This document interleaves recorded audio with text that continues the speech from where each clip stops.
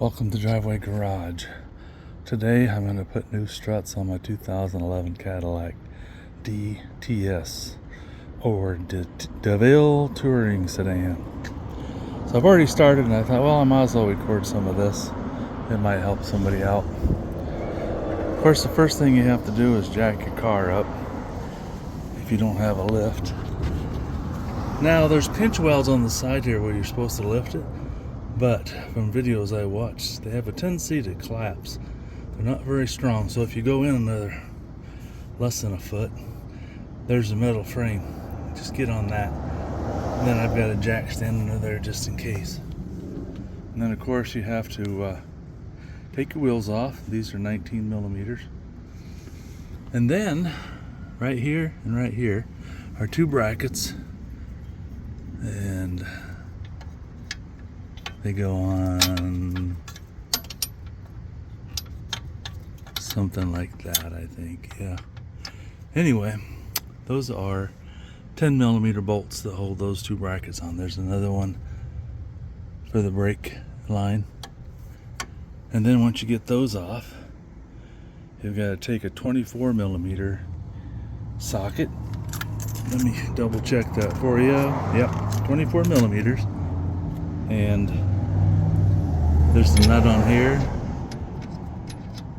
and a nut down here. There's two of them. I broke those free with the, usually I use a breaker bar, but I found this big socket wrench, ratchet wrench. I forgot I had it. It's over a foot long, so I used that. And the one just didn't want to break loose, so I grabbed a spare jack handle and I used that for some leverage. Now when you get that done, you take a hammer, because these babies are splined in here, so you can't just rotate them out. You got to tap them out with the hammer.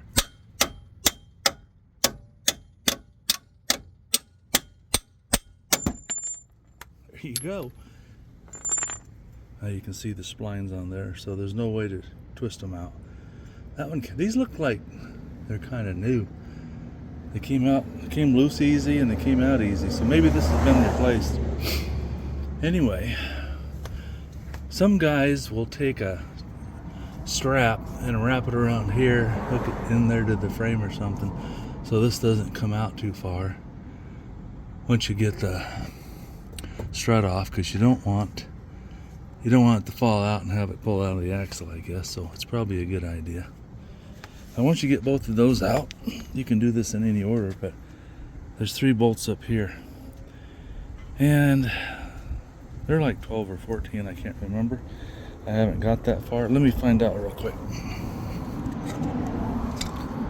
Suppose I got, yep, that's a 14. Nope, it's not a 14. 15?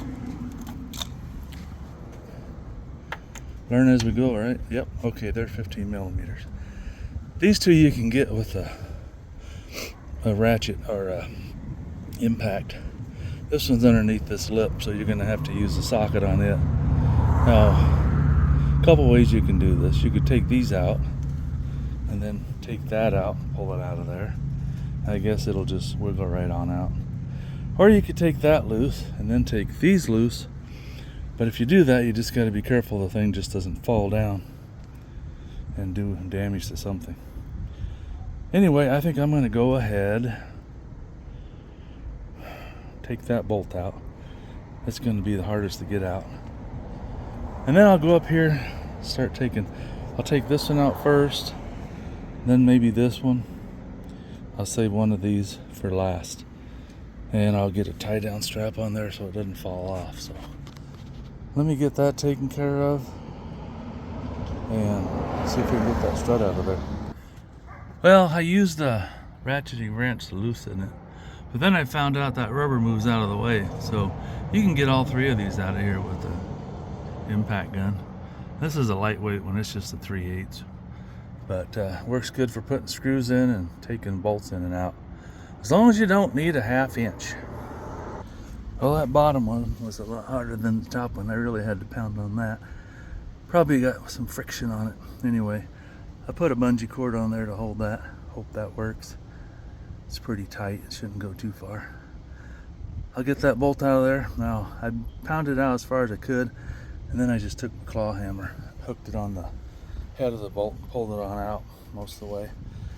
Now I'll get this top bolt out, see if we can get that strut out of there.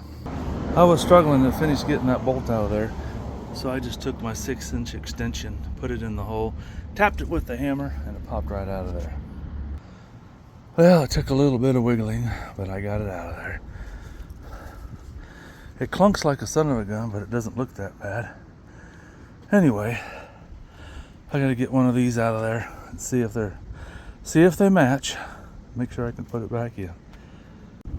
Well, I compared the struts and they seem the same, and both the new struts are the same, so there's not a left and a right. I got it fished down in through there,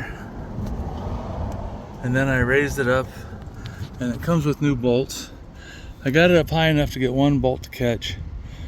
Then I tightened that up a little bit, and then I picked up on it, got the other 2 bolts in, tightened them with my little ratchet, or electric cordless ratchet, that thing, 3/8 inch. I couldn't get this to line up, so I got another jack out and I started jacking up on it, and it was kind of at an angle. Let me back this out of here. This part was kind of facing this way. It wasn't going to go in there, so I started jacking up, and then it slipped into place. Now I'm going to have to keep it pushed back there.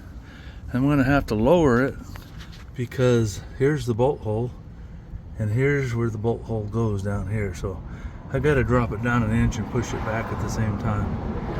Hopefully I can do that without fighting it too much. Let's see how that works. Okay, so once I got it kind of close to where I wanted it, but I still had to come down 1 inch, I dropped the jack, and then I just pushed down on the brake drum, or whatever it is. I pushed it down, kept pushing on it, wiggling it, and I finally got my extension in there. So now I can get one bolt in. I'll get that lined up. Once I get that lined up, I can get the top bolt lined up. And remember, you got to hammer these babies in because they're splined. So let me see if I can do that. The jack is really handy, at least to raise it up because it's heavy. And then once you get it in the slot, you can get it lined up. This really isn't that bad of a job. I've had a lot worse. I switched my game plan. I put a screwdriver in the bottom. That way I have better access to this bolt. And I got it started, as you can see. Now I'll just finish tapping her in there. Yeah, she's solid. Now, the guy can put a nut on there. That's not going anywhere. And the bottom one should be pretty close to where it needs to be. I can see I'm going to have to pull out on the shock a little bit or something, but maybe let's see. In or out, one way or another, I got to get those holes lined up. Well, I couldn't do it by hand, so I got the jack under there again and jacked it up, and I just kept jacking it up and placed the bolt where it belongs, and I got it to slip in there. And I've got enough. I can get the nut on there and start drawing that bolt in. It's hard to hammer in because of the brake caliper and everything there. I'll finish that up, finish torquing the bolts on top. This thing will be about ready to put back together. Now, I do have to put this sensor, bolt that back on wherever it goes. And what else? Oh, the brake line's got to be put in. They go right here and here. So let me get that all done, see what we have. Well, I got it all back together. I had to take a little break. I got too hot. It's only like 82 degrees, but working in the sun on this hot asphalt about did me in. So anyway, it's back together. I'm going to take it for a test drive, see how it sounds, because before it really clunked and it would start bouncing and just bounce. So I'll I'll let you know how it turned out. Well, thanks for watching. I took it for a drive around the block and it's so much quieter. Tomorrow I'm going to do the driver's side. It's not as bad as the passenger side, but I'm going to do them both. Before, when I test drove it, it made a little clunking sound. And then the other day I drove it and it would like start bouncing and not want to stop. So it fixed the whole problem. So thanks again for watching. Any more work I do to this Cadillac, I'll try to make videos on it. You guys take care.